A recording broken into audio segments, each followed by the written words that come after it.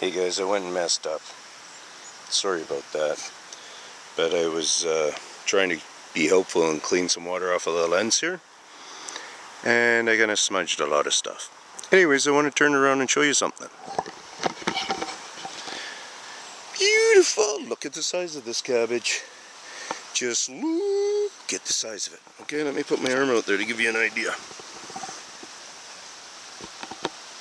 Like these guys, I believe, also can help these plants. That's something we might discover. And I speculate, and people maybe have heard me, but I talk a lot about, or I started bringing in a little bit of this eating. Okay, so I've just started talking about it. We can observe it.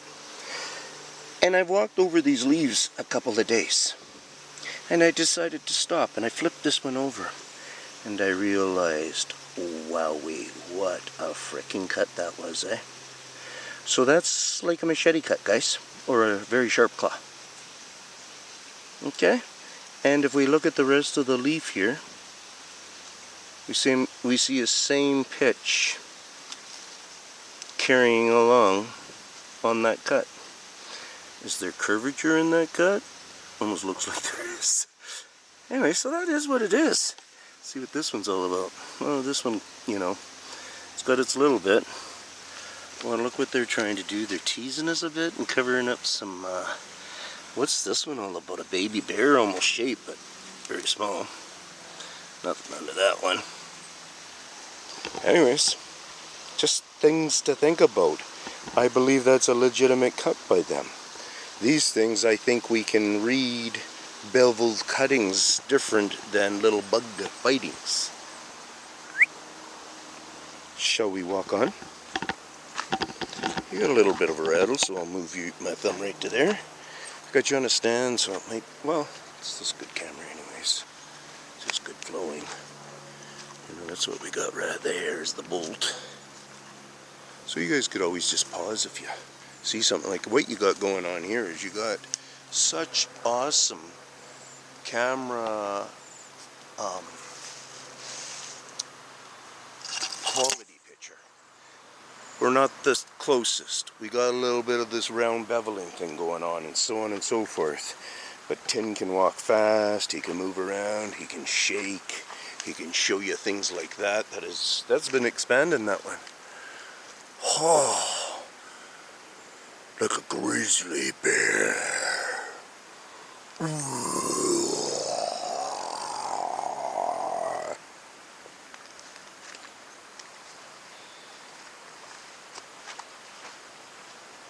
And then you can think about these. Think about them as being drilled maybe and picked instead of picked. That's I just drilled and cleaned out, different ways, different technique than what you might think a bird can do. You know, we could always study woodpecker too, C-section. See all this area that stays cleared up, it's all them, you know, this path. We humans, you know, there's a fair amount of people that come down here, probably, let's say an average, I'll go high and say like 10 a day. You know, that's 300 people in a month, and that's pretty steep. So, a lot of people like to just stop here. I mean, it makes sense to stop here, right? You got pools, you got all that stuff going on over here.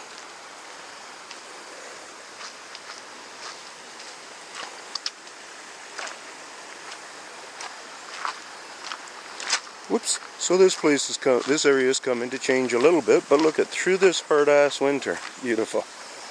Through this hard-ass winter. This guy stayed right in the relevant same area. Actually, I think it got kind of moved from there to there. Not funny if I'm right. These logs have more or less stayed. This log, you know, down creek at the big pool. I've walked past only a couple of times a big log there.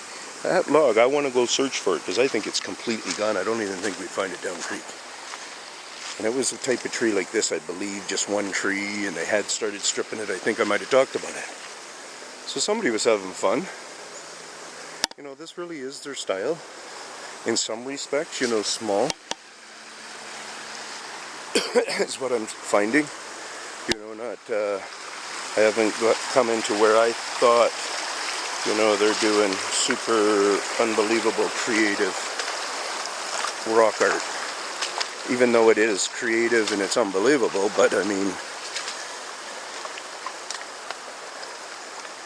I think you probably get what I mean. And moving times you come around, and sure, kids will do things and stuff, but I think all sorts of kids can do things.